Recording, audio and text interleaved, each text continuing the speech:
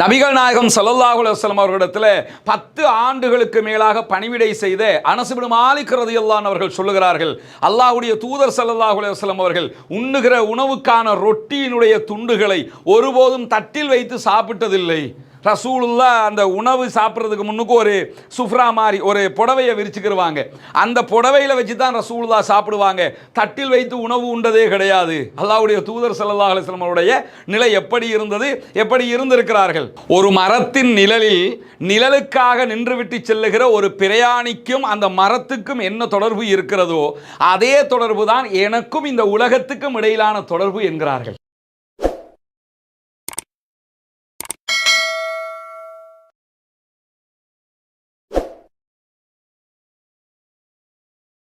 அன்புக்கினிய சகோதர சகோதரிகளே, நம் அனைவர் மீதும் ஏக இறைவனுடைய அமைதியும் கருணையும் உண்டாகட்டுமாக.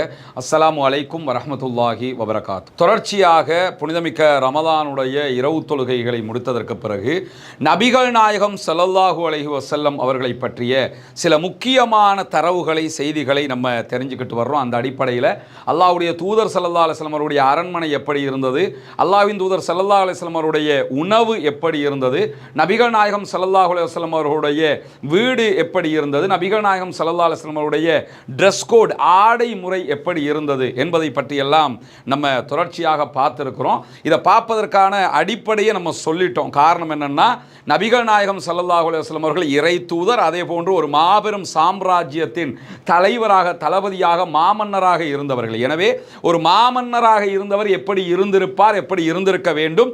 ஆனால் அல்லாஹ்வுடைய தூதர் ஸல்லல்லாஹு அலைஹி வஸல்லம் அவர்கள் அப்படியெல்லாம் வாழவில்லை. அப்படியெல்லாம் வாழாத தலைவர், வாழ்வதற்கான வாய்ப்பிருந்தும் அதையெல்லாம் அனுபவிக்காமல் இஸ்லாம் என்கிற இந்த சூப்பரான, மிக தெளிவான ஒரு மார்க்கத்தை நமக்கு தந்திருக்கிறார். எனவே பொதுமக்களுடைய விவகாரத்திலும், பொது சொத்துக்கள் விவகாரத்திலும், தங்களுடைய நடைமுறையிலும் நபிகளார் எவ்வளவு தூய்மையானவர்கள் என்பதை புரிந்து கொள்வதுதான் இந்த தொடரினுடைய மிக முக்கியமான நோக்கம். பிளஸ் என்னன்னா, இந்த வீடியோக்களை சமூக வலைதளத்தில் பார்க்கக்கூடிய நண்பர்கள், மாற்று மத சகோதரர்களும் நபிகள் நாயகம் ஸல்லல்லாஹு அலைஹி வஸல்லம் அவர்களை புரிந்து கொள்வதற்கான ஒரு வாய்ப்பாக இது அமைந்துவிடும். அந்த அடிப்படையில் இறுதியாக ரசூலுல்லாஹி ஸல்லல்லாஹு அலைஹி வஸல்லம் அவருடைய ஆடை, ட்ரெஸ் கோடு எப்படி இருந்தது என்பதை நம்ம பார்த்திருக்கிறோம். இன்றைக்கு நம்ம பார்க்க இருக்கக்கூடிய பகுதி என்னன்னா, நபிகள் நாயகம் ஸல்லல்லாஹு அலைஹி வஸல்லம் அவங்களுடைய வாழ்க்கையில மேலதிகமான சுகபோகங்களுக்கு ரசூலுல்லாஹ் என்ன இடம் கொடுத்திருக்கிறார்கள். ஏன்னா நிறைய உங்ககிட்ட பணம் இருக்குதுன்னு வச்சுக்கிறீங்க, நல்ல கோடி கோடியாக காசு இருக்குது, இதை வச்சு என்ன பண்ண முடியும் என்கிற ஒரு கேள்வி இருக்குதா இல்லையா? உதாரணமாக ஒருவர் 3 வேளை சாப்பிடுவார். எவ்வளவு கோடி காசு இருந்தாலும் நீங்கள் 3 வேளை தானே சாப்பிடுவீங்க. அதை தாண்டி என்னத்தை சாப்பிட்றோம்? இந்த வயிறு எதை நம்மகிட்ட இருந்து எதிர்பார்க்க போகிறது என்கிற கேள்வி இருக்கிறதா இல்லையா? பணம் இருக்கிறது, நல்ல ஒரு செல்போனை வாங்கிக்கிறவீங்க. பணம் இல்லாதவர்களும் ஒரு செல்போனை வச்சிருப்பாங்க. நீங்க யூஸ் பண்ற வாட்ஸ்அப்பை அவரும் யூஸ் பண்ணுவார், நீங்க யூஸ் பண்ணுகிற ஜிஎஸ்எம் காலை அவரும் யூஸ் பண்ணுவார், நீங்க எதெல்லாம் யூஸ் பண்ணுவீங்களோ அதெல்லாம் அவரும் யூஸ் பண்ணுவார். அதே மாதிரி கோடி கோடியாக பணம் இருக்கிறதா, ஒரு நல்ல உயர் ரகமான கார், வண்டியை நம்ம வாங்கியிருக்கிறோம், ஒரு BMW அல்லது ஒரு பென்ஸை வாங்குறோம், அல்லது BYD வாங்குறோம், ஏதோ எதையாவது நம்ம வாங்கி எடுக்கிறோம்னு வச்சுக்கிறோங்க. இதே மாதிரி பணம் இருக்கக்கூடியவர், கோடி கோடியாக இருக்கிற உயர் ரகமான வாகனங்களை வாங்குற மாதிரி ஒவ்வொருவரும் அவருடைய வசதிக்கேற்ப ஒரு வாகனத்தை வாங்கிடுவாரா இல்லையா? 2 லைன் நடக்கிற வேலை ஒன்று தானே, மூவ் ஆகிக்கிறோம், இங்க இருந்து அங்க, அங்க இருந்து இங்க. இதையே தான் அவரும் செய்து கொள்வார். ஆனால் இதனுடைய சொகுசு வேறு, அதனுடைய சொகுசு வேறு. இதெல்லாம் சுகபோகங்களுக்காக நம்மகிட்ட செல்வம் வரும்போது நம்ம செய்ய முடியுமான காரியங்கள். ஆனால் உலகத்தில் நீங்க எவ்வளவு பணம் இருந்தாலும், எவ்வளவு பெரிய கோடி கோடியா காசு இருந்தாலும், நீங்க எதையெல்லாம் செய்வீர்களோ அதையெல்லாம் பணம் இல்லாதவரும் அதே வேலையை செய்வார். என்னன்னா, இதுல கொஞ்சம் சுகமும் இன்பமும் அதிகமாக இருக்கும், அதிலே கொஞ்சம் குறைவாக இருக்கும். ஆனா மேட்ரு ஒன்னாகத்தான் இருக்கும். இப்படியான நிலையில பணம் அதிகமாக கிடைக்கும் போது நம்ம என்ன பண்ணுவோம்? ஒரு வருடத்தில் ஒரு கார் இருக்கும், காசு கொஞ்சம் கூட கிடைச்சதுன்னா ஒரு 4 காரை வாங்கி போட்டுக்குருவார். அவருக்கு கார் வாங்குறது ஆசையா இருந்தா அதை அவர் பண்ணிக்கிடுவாரு. ஒருத்தர் ஒரு செல்போன் வச்சுக்கிடுவார், ஒரு 10 செல்போனை வாங்கிக்கிறலாம், ஒன்றை விட அதிகமாக வாங்கி கொள்ளலாம். வீட்டுக்கு போனோம்னு சொல்லிச்சோன்னா வீட்டில் உட்கார்றதுக்கு ஒரு சோபா தேவை. ஆனால் சில பேர் வீட்டுக்கு போய் பார்த்தோம்னா வீட்டுக்குள்ளேயே 4 ஹால் இருக்கும், 4 ஹால்லையும் 4 விதமான சோபா இருக்கும், 4 விதமான ஏசி இருக்கும், 4 விதமான டிவி இருக்கும், எல்லாமே 4 விதமாக இருக்கும். ஏன்னா அவர் பணம் இருக்கிறது, அவர் அதை பெற்றுக்கொள்கிறார். சுகபோகமாக, ஆடம்பர வாழ்க்கையாக அதை அவர் செய்வார். அல்லாஹ் ஒருத்தருக்கு ரஹமத்து கொடுத்துட்டா அவர் அதை அனுபவிக்கிறாருன்னா அவர் செய்ய வேண்டிய வேண்டிய சகாத்தை கொடுத்துட்டாரு, தான தர்மத்தை கொடுத்துட்டாருன்னா அதுக்கு மேலதிகமாக அவர் அனுபவிக்க நினைத்தால் அனுபவிக்கலாம். அது மாற்று கருத்தே கிடையாது. அதுக்குள்ள நம்ம போக வரல. ஆனால் இதையெல்லாம் ஏன் வாங்குறோம்? நம்மக்கிட்ட மேலதிகமாக இருக்குங்கிறதுனால தான் இந்த சுகபோக வாழ்க்கைக்கு செல்லுகிறோம். கீழே இப்போ எல்லாம் நம்ம எல்லார வீட்லையும் பெரும்பாலும் டைல்ஸ் போட்டிருப்பாங்க. அதை தாண்டி உயர் ரகமான கார்பெட்டுகள் போடுவாங்க, உயர் ரகமான வண்ண விளக்குகள் எல்லாம் வீட்டுக்குள்ளே இருக்கும். இதெல்லாமே ஆடம்பரத்துக்காக சுகபோகத்திற்காக மேலதிகமாக செய்வது. அல்லாஹ்வுடைய தூதர் ஸல்லல்லாஹு அலைஹி வஸல்லம் அவர்கள் எப்படியெல்லாம் செய்திருக்க வேண்டும், எப்படியெல்லாம் செய்திருக்க முடியும் யோசிச்சு பாருங்க. ரசூலுல்லாஹ் மன்னராக இருக்கிற சேம் பீரியட்ல அடுத்ததாக கிஸ்ரா மன்னராக இருக்கிறார், கைசர் மன்னராக இருக்கிறார். இப்படி நபிகள் நாயகம் உயிரோடு வாழுகிற காலத்திலேயே இத்தாலி சாம்ராஜ்யம் இருக்கிறது, பாரசீக சாம்ராஜ்யம் இருக்கிறது. அதனுடைய மன்னர்கள் எல்லாம் அப்படி தங்கத்தில் கொளிச்சுக்கிட்டு இருக்கக்கூடிய காலகட்டம். ஆனால் நபிகள் நாயகம் ஸல்லல்லாஹு அலைஹி வஸல்லம் அவர்களுடைய வீடு, அரண்மனை எடுத்துக்கிட்டோம்னா 5க்கு 5 சைஸில் இருக்கக்கூடிய ஒன்று, அதுவுமே இல்லாத அளவுக்கு இருந்த. தொழுகைக்கு போனாங்கன்னா மனைவியினுடைய காலத்தடி எந்திரிமா நாங்கள் தொழணும்னு சொல்லுகிற அளவுக்கு உண்டான நிலைமை இருந்த இடம் ரசூலுல்லாஹ்வுடைய வாழ்க்கை இருந்தது. சுகபோகங்கள், மேலதிகமாக சுகபோகங்களுக்காக ரசூலுல்லாஹி ஸல்லல்லாஹு அலைஹி வஸல்லம் அவர்கள் எதையுமே செய்யவில்லை. அவர்களுடைய வாழ்க்கை தேவை என்கிற பெயரில் அது எல்லாமே அனுபவிக்கவே இல்லை என்பதை நபிகள் நாயகம் ஸல்லல்லாஹு அலைஹி வஸல்லம் வரலாற்றில் இருந்து நாம் அற்புதமாக படித்துக் கொள்ள முடியும். நபிகள் நாயகம் ஸல்லல்லாஹு அலைஹி வஸல்லம் அவர்களிடத்தில் 10 ஆண்டுகளுக்கு மேலாக பணிவிடை செய்த அனஸ் இப்னு மாலிக் ரலியல்லாஹு அன்ஹு அவர்கள் சொல்லுகிறார்கள், அல்லாஹ்வுடைய தூதர் ஸல்லல்லாஹு அலைஹி வஸல்லம் அவர்கள் உண்ணுகிற உணவுக்கான ரொட்டியினுடைய துண்டுகளை ஒருபோதும் தட்டில் வைத்து சாப்பிட்டதில்லை. ரசூலுல்லாஹ் அந்த உணவு சாப்பிட்றதுக்கு முன்னுக்கு ஒரு சுஃப்ரா மாதிரி ஒரு புடவையை விரிச்சுக்கிடுவாங்க. அந்த புடவையில் வச்சு தான் ரசூலுல்லாஹ் சாப்பிடுவாங்க. தட்டில் வைத்து உணவு உண்டதே கிடையாது. அல்லாஹ்வுடைய தூதர் ஸல்லல்லாஹு அலைஹி வஸல்லம் அவருடைய நிலை எப்படி இருந்தது, எப்படி இருந்திருக்கிறார்கள். நம்ம அப்படி சாப்பிடணும், அப்படி கொண்டு வந்து வகை வகையாக வைங்க. பிளேட்டுகளே வந்து எவ்வளோ பெருமதியானதாக இருக்கும். அப்படியெல்லாம் வைப்பதற்கு ரசூலுல்லாஹி ஸல்லல்லாஹு அலைஹி வஸல்லம் அவர்கள் எந்த ஏற்பாடுகளையும் செய்யவில்லை என்பதை சஹீஹுல் புகாரிலே வரக்கூடிய இந்த நபிமொழி நமக்கு கற்றுத்தருகிறது. அதே போன்று ஆயிஷா ரலியல்லாஹு அன்ஹா சொல்லக்கூடிய ஒரு செய்தியை பாருங்க. கூலங்கள் நிரப்பப்பட்ட தலையணை தான் நபிகள் நாயகம் ஸல்லல்லாஹு அலைஹி வஸல்லம் அவர்கள் தூங்குகிற தலையணையாக இருந்தது.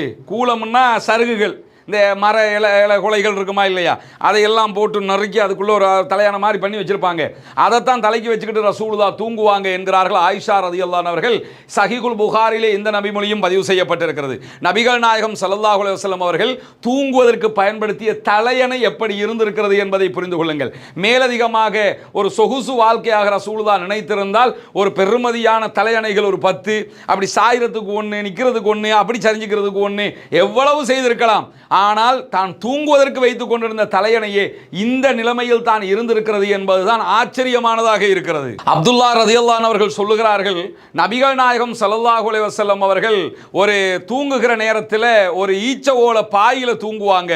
அப்படி தூங்கும் போது அந்த பாயினுடைய அடையாளங்கள் எல்லாம் நபிகள் நாயகம் ஸல்லல்லாஹு அலைஹி வஸல்லம் அவருடைய உடம்பிலே பதிந்து விடும். ஈச்ச ஓலை பாய் தானே இப்ப எல்லாம் நம்ம பார்க்கறதுக்கு, இப்ப எல்லாம் தூங்கினோம்னு சொல்லிச்சுன்னா அந்த அடையாளம் எல்லாம் படாது.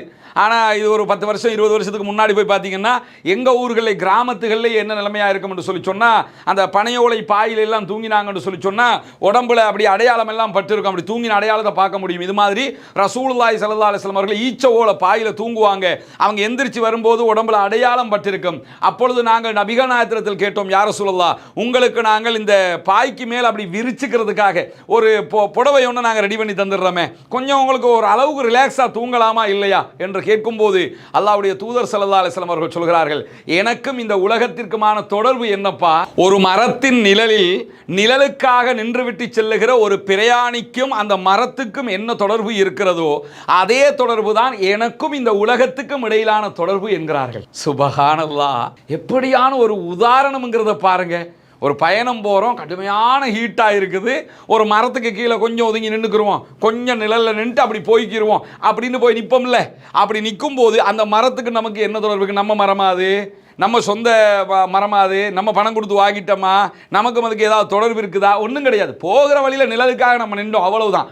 இதே மாதிரி தான் இந்த உலகத்தில் நான் வந்து போகிற பயணமும் அமைந்திருக்கிறது. எனவே இதில் எல்லாம் போட்டுக்கிட்டு இதுக்கு மேலே ஒன்றை விரி, அதுக்கு மேலே ஒன்றை விரி, அதெல்லாம் எதுக்குப்பா அப்படின்னு சொல்லி நபிகள் நாயகம் ஸல்லல்லாஹு அலைஹி வஸல்லம் அவர்கள் ஆடம்பரத்தையோ சுகபோகத்தையோ விரும்பாமல் அதை ஒதுக்கிவிட்டார்கள் என்கிற செய்திகளை நம்ம பார்க்க முடிகிறது. சஹீஹுல் புகாரியிலே இந்த நபிமொழியும் பதிவு செய்யப்பட்டிருக்கிறது. ஆச்சரியமாக இருக்கும், அற்புதமாக இருக்கும். இப்படியான ஒரு தூதரா, இப்படியான ஒரு தலைவரா உலகத்துல யாரை காட்டுங்க? அப்படி இன்னைக்கு தத்துவம் பேசக்கூடியவர்கள், ஞானிகள் என்று சொல்லிக் கொள்ளக்கூடியவர்கள், நாங்கள் எல்லாம் வழிகாட்டிகள் என்று சொல்லக்கூடியவர்கள், சமூகத்தை திருத்த வந்திருக்கிறோம் என்று பேசிய எத்தனை தலைவர்களை நீங்கள் எடுத்தாலும் அவர்களுடைய வாழ்க்கை எப்படி இருக்கும், பிஹைண்ட் தி சீன் எப்படி இருக்கும், நேரடியாக விஷுவலி என்ன இருக்கும், எல்லாத்தையும் பாருங்க. அவர்களுடைய ஆடம்பரம் எப்படிப்பட்டது, இதற்கு முன்னால் இருந்த தலைவர்களின் ஆடம்பரம் எப்படிப்பட்டது, இன்னைக்கு இருக்கிற தலைவர்களுடைய ஆடம்பரம் எப்படிப்பட்டது, நபிகள் நாயகம் ஸல்லல்லாஹு அலைஹி வஸல்லம் அவர்களுடைய வாழ்க்கை முறை எப்படிப்பட்டது, ஒப்பிட்டு பார்த்தாலே புரிஞ்சிரும். இன்னைக்கு இருக்கிறதுக்கு மேலதிகமா வாழ்றதுக்கு யோசிக்கிறாங்க. அன்னைக்கு இருந்ததை கூட யூஸ் பண்றதுக்கு ரசூலுல்லாஹி ஸல்லல்லாஹு அலைஹி வஸல்லம் அவர்கள் அதை ஏற்றுக்கொள்ளவில்லை. அதெல்லாம் எனக்கு தேவையில்லைன்னு போய்கிட்டே இருந்தாங்க. நம்ம ஏற்கனவே சொன்ன மாதிரியான இன்னும் ஒரு நபிமொழி இஸ்லாமிய வரலாற்றில் நபிகள் நாயகம் ஸல்லல்லாஹு அலைஹி வஸல்லம் அவர்களுக்கு பிறகு முதலாவது ஆட்சியாளராக அபூபக்கர் சித்திக் ரலியல்லாஹு அன்ஹு வருகிறார்கள். அவங்க ஃபர்ஸ்ட் கலீஃபா. இரண்டாவது ஆட்சியாளராக உமர் இப்னுல் கத்தாப் ரலியல்லாஹு அன்ஹு வருகிறார்கள். இந்த இரண்டாவது ஆட்சியாளர் உமர் இப்னுல் கத்தாப் ரலியல்லாஹு அன்ஹு இருக்கிறாங்கல்ல, ஜனாதிபதி, அவர்கள் சொல்லக்கூடிய இதே மாதிரியான ஒரு செய்தி இருக்கிறது. ஒரு நாள் நபிகள் நாயகம் ஸல்லல்லாஹு அலைஹி வஸல்லம் அவர்களை பார்ப்பதற்காக உமர் இப்னுல் கத்தாப் ரலியல்லாஹு அன்ஹு போகிறார்கள். போய் என்ன பண்றாங்கன்னா, ரசூலுல்லாஹ்வை பார்த்ததோட மாலையாக கண்ணீர் விட்டு அழுது கொண்டே இருக்கிறார்கள். ஏன் அழுகிறார்கள்? அதற்கு முன்பதாக அங்கு இருக்கக்கூடிய நபிகள் நாயகத்துடைய நடைமுறையை வர்ணனை செய்து சொல்கிறார்கள். ரசூலுல்லாஹ்வுடைய பெட்ரூம் எப்படி இருந்தது, ரசூலுல்லாஹ் தூங்கிக்கிட்டு இருக்கிறாங்க, தூங்கிக்கிட்டு இருக்கும்போது பெட்ரூம் எப்படி இருக்குது. சாதாரணமாக ஒரு பெட்ரூம் எப்படிங்க இருக்கும்? ஒரு கட்டில், அதுக்கு மேலே ஒரு மெத்தை, ஒரு அழகான 2 தலையணை, பக்கத்தில் ஒரு வேணும்னா ஒரு லைட்டு, அதை ஈஸியாக ஆஃப் பண்ணிக்கிறதுக்கு ஒரு ஏசி, சாதாரணமாக இருக்கக்கூடிய ஒரு நிலையை நம்ம பார்க்கலாமா இல்லையா? ஒரு ஏசி, ஒரு டிவி, இவ்வளவாவது இருக்குமா இல்லையா? இன்னைக்கு நம்ம பார்க்குறோம். அன்றைய காலத்தில் மன்னர்களுடைய பெட்ரூம் எப்படி இருந்திருக்கும், இந்த மன்னர்கள் வாழ்ந்த முறைகளை எல்லாம் வரலாறுகளில் பார்க்கிறோமா இல்லையா? அவர்களுடைய அந்த புறமே வேற லெவலில் இருந்திருக்கும் போது சொந்தப்புறம் எப்படியெல்லாம் இருந்திருக்கும். இந்த மாதிரியான நிலைமைகளை எல்லாம் நம்ம இன்னைக்கும் வரலாறுகள் அதெல்லாம் பார்க்க முடிகிறது. ஆனால் நபிகள் நாயகம் ஸல்லல்லாஹு அலைஹி வஸல்லம் உடைய பெட்ரூமுக்கு போகிற உமர் இப்னுல் கத்தாப், இஸ்லாமிய வரலாற்றின் இரண்டாவது ஜனாதிபதி, அந்த பெட்ரூமை பார்த்துட்டு மாலையாக கண்ணீர் விட்டு அழுகிறார். எதுக்காக அழுகிறார் தெரியுமா? ரசூலுல்லாஹி ஸல்லல்லாஹு அலைஹி வஸல்லம் அவர்கள் தூங்கிக் கொண்டிருக்கிறார்கள். நபிகள் நாயகம் ஸல்லல்லாஹு அலைஹி வஸல்லம் அவர்கள் ஒரு ஈச்ச ஓலை பாயிலே தூங்குகிறார்கள். ரசூலுல்லாஹ்வுடைய உடலிலே, மேனியிலே அடையாளம் பட்டிருக்கிறது. எனவே அந்த பாய்க்கு மேலாக விரிப்பதற்கு ஒரு மெத்தையோ ஒரு சொகுசான எந்த விதமான ஒரு புடவை கூட கிடையாது. அதை பார்க்கிறார்கள். தலையணையை பார்க்கிறாங்க. கூலங்கள் நிரப்பப்பட்ட ஒரு தலையணையில் தூங்கிக் கொண்டிருக்கிறார்கள். பஞ்சு மெத்த கூட, பஞ்சுகள் நிரப்பப்பட்ட ஒரு தலையணை கூட கிடையாது. அல்லது வேற வகையான ஒரு தலையணை கூட கிடையாது. கூலம், மரத்திர இலைகுலைகளை நிரப்பி போட்ட ஒரு கூலங்கள் நிரப்பப்பட்ட தலையணையை தலைக்கு கீழாக வைத்துக் கொண்டு தூங்கிக் கொண்டிருக்கிறார்கள். அப்படியே கால் பகுதியை பார்க்கிறாங்க. கால் பகுதியில் என்ன இருக்குதுன்னு சொல்லி பார்த்தா, தோள்களை பதனிடுவதற்காக, ஆடு மாடு ஒட்டகத்தினுடைய தோள்கள் இருக்கிறா இல்லையா, அதை பதனிடுறதுக்காக பயன்படுத்துகிற இலைகுலைகள் அங்கே குவித்து வைக்கப்பட்டிருக்கிறது கால்பாட்டிலே, கால் பகுதிகளிலே. அதே மாதிரி அடுத்ததாக தலைப்பகுதியை ரசூலுல்லாஹி ஸல்லல்லாஹு அலைஹி வஸல்லம் அவர்களுடைய நோட்டமிட்டு பார்க்கிறார்கள் உமர் இப்னுல் கத்தாப் ரலியல்லாஹு அன்ஹு. தலைக்கு மேலாக அவசரத்துக்கு தண்ணீர் எடுத்து குடித்துக் கொள்வதற்காக ஒரு தோல் பை, சுருக்கு பை ஒன்று தொங்கிக் கொண்டிருக்கிறது, தண்ணீரோடு தொங்கிக் கொண்டிருக்கிறது அந்த பையும். இதையெல்லாம் பார்த்துட்டு தான் உமர் இப்னுல் கத்தாப் ரலியல்லாஹு அன்ஹு அவர்கள் மாலையாக கண்ணீர் விட்டு அழுது கொண்டே இருக்கிறார்கள். அழுதுகிட்டே இருக்கும்போது ரசூலுல்லாஹி ஸல்லல்லாஹு அலைஹி வஸல்லம் அவங்க எழும்பி கேட்குறாங்க, உமரே எதுக்குப்பா அழுவுறீங்க? என்னை பார்க்க வந்தீங்க, ஓகே, இப்போ எதுக்காக அழுதுகிட்டு இருக்கிறீங்க என்று சொல்லும்போது தான் உமர் இப்னுல் கத்தாப் ரலியல்லாஹு அன்ஹு அவர்கள் சொல்லுகிறார்கள், யா ரசூலல்லாஹ், பாரசீக சாம்ராஜ்யம், இன்னைக்கு இருக்கிற ஈரான் இருக்குதா இல்லையா, அதையொட்டிய பாரசீக சாம்ராஜ்யத்தின் மாமன்னராக இருக்கக்கூடிய கிஸ்ராவும், இத்தாலி சாம்ராஜ்யத்தினுடைய மாமன்னராக இருக்கக்கூடிய கைசரும், ஏன்னா அன்னைக்கு இருந்த 2 வல்லரசுகள், இன்னைக்கு இருக்கிற அமெரிக்காவும் ரஷ்யாவும் மாதிரி அன்னைக்கு இருந்த 2 வல்லரசு, ஒன்று இத்தாலியும் இன்னொன்று பாரசீக சாம்ராஜ்யமும். பாரசீக சாம்ராஜ்யத்தின் மாமன்னர் கிஸ்ராவும் இத்தாலியினுடைய சாம்ராஜ்யத்தின் மாமன்னர் கைசரும் எப்படி வாழ்கிறார்கள் என்பதையெல்லாம் நாங்கள் பார்க்கிறோம் யா ரசூலல்லாஹ். அவர்கள் எல்லாம் இந்த வாழ்க்கையை அனுபவித்து வாழுகிற நேரத்தில் நீங்கள் மாத்திரம் இவ்வளவு கஷ்டத்தோடு வாழ்ந்து கொண்டிருக்கிறீர்களே. உடனே நபிகள் நாயகம் ஸல்லல்லாஹு அலைஹி வஸல்லம் அவர்கள் தன்னுடைய அன்பு தோழர் உமர் இப்னுல் கத்தாப் ரலியல்லாஹு அன்ஹு அவர்களுக்கு சொல்லுகிறார்கள், உமரே, அவர்களுக்கு இந்த உலகமும் நமக்கு மறுமையும் கிடைப்பதை நீங்கள் உணரவில்லையா? அது உங்களுக்கு திருப்தி தரவில்லையா? சஹீஹுல் புகாரியிலே இந்த நபிமொழியும் பதிவு செய்யப்பட்டிருப்பதை நம்ம பார்க்கிறோம். எனவே இந்த நபிமொழிகள் நமக்கு கற்றுத்தருகிற பாடங்கள் என்ன? நபிகள் நாயகம் அவர்கள் நினைத்திருந்தால் அவர்களுக்கு இருந்த 2 அதிகாரங்களை வைத்துக்கொண்டு எப்படி வேண்டுமென்றாலும் வாழ்ந்திருக்கலாம், சுகபோகங்களில் திளைத்திருக்கலாம், வாழ்ந்து முடித்திருக்கலாம். ஆனால் வாழ்ந்தார்களா? அப்படி அனுபவித்தார்களா? பொது சொத்துக்களை எடுத்துக்கொண்டார்களா? அவர்களிடம் இருக்கக்கூடியதில் கூட அபரிமிதமாக அதை வாழ்க்கைக்கு பயன்படுத்தி கொண்டார்களா? எதையுமே பண்ணலையே. ஒரு வலிமை மிக்க சாம்ராஜ்யத்தின் மாபெரும் தளபதி, ஒரு வலிமை மிக்க சாம்ராஜ்யத்தின் மாபெரும் மாமன்னர், அவருடைய வாழ்க்கை எவ்வளவு எளிமையாக இருந்திருக்கிறது என்பதை புரிந்து கொள்ளுங்கள். எனவே இப்படியான தலைவர் சொல்லியிருக்கக்கூடிய தத்துவங்கள் இன்றைக்கு வாழ்க்கையின் யதார்த்தத்தை நமக்கு பிரதிபலிக்கிறது. நாம் வாழ வேண்டிய கடமை என்ன, எப்படி வாழ வேண்டும், நம்முடைய வாழ்க்கை எப்படி அமைய வேண்டும் என்பதையெல்லாம் அற்புதமாக கற்றுத்தந்து விட்டு சென்றிருக்கிறார்கள். அப்படிப்பட்ட ஒரு தூதரைத்தான் நாம் பின்பற்றி கொண்டிருக்கிறோம். நாம் பின்பற்றுகிற தூதர் சாதாரணமானவர் கிடையாது என்பதை மிக நுட்பமாக புரிந்து கொள்வதற்கான வாய்ப்பாக இந்த செய்திகள் எல்லாம் நமக்கு அமைகிறது. எனவே தொடர்ந்தும் இந்த தலைப்பில் இது போன்ற மேலதிகமான செய்திகளை பார்ப்போம். இன்ஷா அல்லாஹ் நாளைய தினம் இது போன்ற இன்னும் ஒரு தகவலோடு சந்திக்கிறோம். நமக்கெல்லாம் தெரியும், கடந்த ரமலானுடைய மாதத்தில் இஸ்லாத்தை ஏற்றுக்கொண்ட ஒரு 14 குடும்பங்களுக்கான வீடுகளை கட்டுகிற ஒரு பணியை நம்ம ஆரம்பிச்சிருந்தோம். அல்லாஹ்வினுடைய உதவியால் நீங்கள் செய்த தான தர்மங்கள், ஜகாத் நிதிகளால் அல்ஹம்துலில்லாஹ் 5 குடும்பங்களுக்கான வீடுகள் முழுமையாக கட்டி கொடுக்கப்பட்டு அவர்களுடைய கைகளிலேயே ஒப்படைக்கப்பட்டு விட்டது.